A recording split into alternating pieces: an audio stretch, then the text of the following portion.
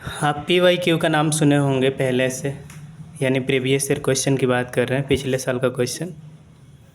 तो PYQ के बारे में आज बात करने वाले हैं। उसके साथ साथ हम PYQ प्लस क्या होता है उसके बारे में बात करने वाले हैं। सिविल सर्विस का एग्जामिनेशन होता है, आपको पता है कि UPSC कंडक्ट कराती है। और यदि यहाँ पे मेरे पास क्वेश्चन बैंक है जिसमें PYQ प्लस है, हम उसके बारे में बात करेंगे। तो जब से सिविल सर्विस का एग्जामिनेशन होता है तब से UPSC जो कंडक्ट कराती है उसके साथ साथ कई कंबाइंड एग्जामिनेशन भी कराती है।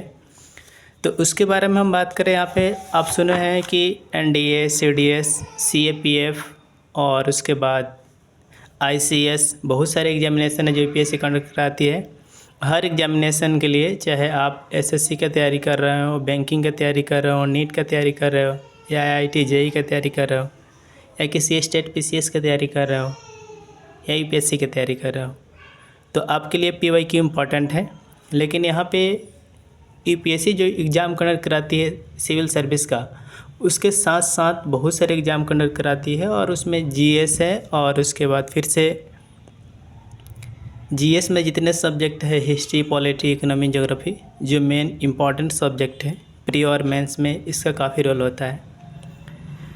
तो उसके साथ साथ सारे एग्जामिनेशन में, सिविल सर्विस एग्जामिनेशन के साथ UPSC जितने भी एग्ज़ाम कंडक्ट कराती है उसके जो भी सब्जेक्ट है इंपॉर्टेंट, जो बताया चार आपसे, दूसरे एग्जामिनेशन में भी ये सब्जेक्ट आते हैं। तो सिविल सर्विस का PYQ के साथ साथ NDA का, CDS का, CAPF का और उसके बाद जो भी एग्जामिनेशन है उसका भी PYQ मेरे लिए इम्पॉर्टेंट है। सिविल सर्विस के एग्जामिनेशन की तैयारी कर रहे हैं तो मेरे पास क्वेश्चन बैंक है यहाँ पे।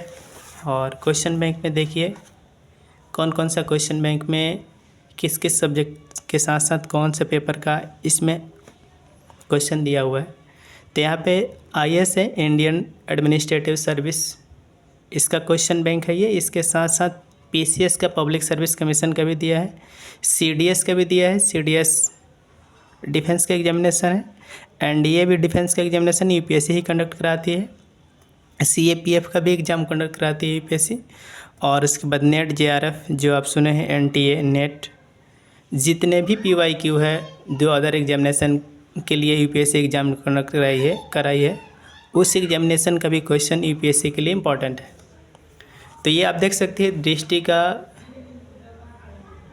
प्रीलिम्स प्रैक्टिस सीरीज़ है, और इसमें 6 बुकलेट है जिसमें history, polity, economy, geography, science, technology, environment. और इसके साथ साथ ये हम ज्योग्राफी का दिखा रहा है आपको, ज्योग्राफी और उसके बाद इन्वायरमेंट का कंबाइंड है यहाँ पे। तो हम तो इसको 2 भागों में डिवाइड कर दिए, ज्योग्राफी अलग डिवाइड कर दिए हैं यहाँ तक, और यहाँ से फिर से इन्वायरमेंट का अलग डिवाइड कर दिए हैं। तो यहाँ पे देख लीजिए आप, ये अच्छा क्वेश्चन बैंक है।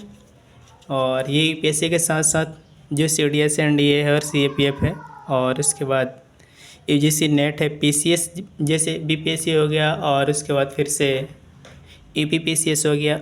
अदर स्टेट में जो PCS एग्जामिनेशन होता है, हर स्टेट के लिए सबसे बड़ा एग्जामिनेशन होता है, उसका भी इम्पोर्टेंट क्वेश्चन इसके अंदर दिया गया है।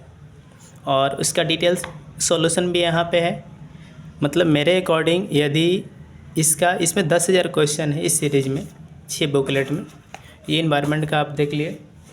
फिर से हम नेक्स्ट बुक की बात करें, जो क्वेश्चन बैंक है, इसमें 1850 क्वेश्चन में दिया है। ये सारे क्वेश्चन पिछले साल का ही है जो अलग अलग एग्जामिनेशन में पूछ चुका है, जो UPSC एग्ज़ाम कंडक्ट कराती है।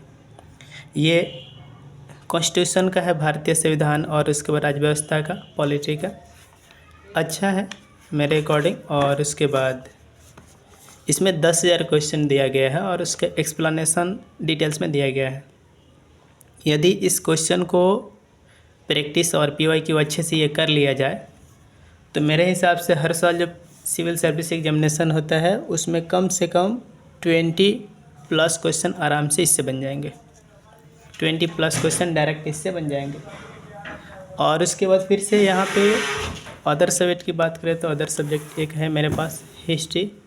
हिस्ट्री में देखिए यहाँ पे हिस्ट्री में 4 पार्ट है, ancient history, medieval history, modern history and art and culture.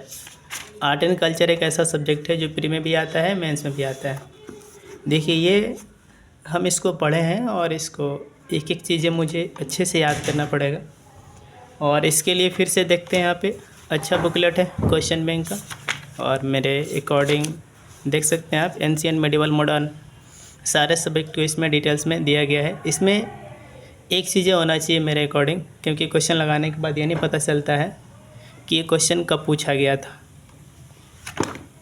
तो इसमें मेंशन नहीं किया है कि क्वेश्चन किस एग्जामिनेशन में पूछा गया था, कब पूछा गया था, लेकिन सारे क्वेश्चन वही है जो यूपीएससी अदर एग्जामिनेशन में पूछ चुकी है। इकोनॉमी का है, इकोनॉमी एक डायनेमिक सब्जेक्ट है, आपको पता है। तो हम आज यही PYQ प्लस के बारे में बात कर रहे थे, यानी यूपीएससी के PYQ के साथ साथ अदर एग्जामिनेशन का भी जो यूपीएससी एग्ज़ाम कंडक्ट कराती है वो भी इम्पोर्टेंट है, उसी को PYQ प्लस बोलते हैं। यानी PYQ के साथ साथ अलग अलग एग्जामिनेशन जो यूपीएससी कंडक्ट कराई है उसको भी पढ़ लेना काफ़ी इम्पोर्टेंट है। हम भी जब एग्ज़ाम देंगे अब 2026 में, हम एक ही बार एग्ज़ाम देंगे अब 2026 में, उसके बाद हम एग्जामिनेशन नहीं देने वाले हैं जो भी हो, और फिर दोबारा प्रिपरेशन भी नहीं करेंगे।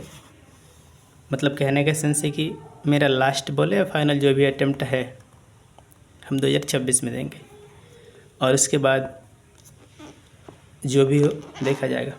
तो यहाँ पे ये इकोनॉमी का है, और हम इसको एग्जामिनेशन जो फॉर्म आएगा जनवरी में फिल करने के लिए, उससे पहले हम ये 10 साल का PYQ कर लेंगे।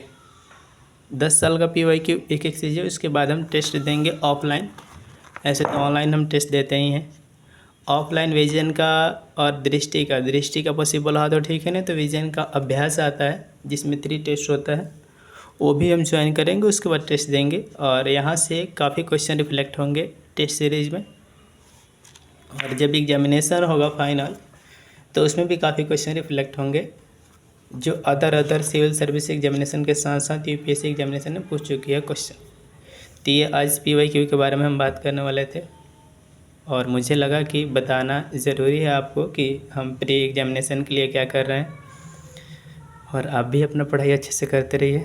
नेक्स्ट वीडियो में मिलते हैं। हम आपसे नहीं बता पाए हैं कि हम क्या पढ़े थे शॉर्ट्स में, तो कल बता देंगे कि मतलब क्या पढ़े, पॉसिबल नहीं था। और उसके बाद आप अपना ख्याल रखिए, अच्छे से पढ़ाई करते रहिए। नेक्स्ट वीडियो में मिलते हैं फिर से।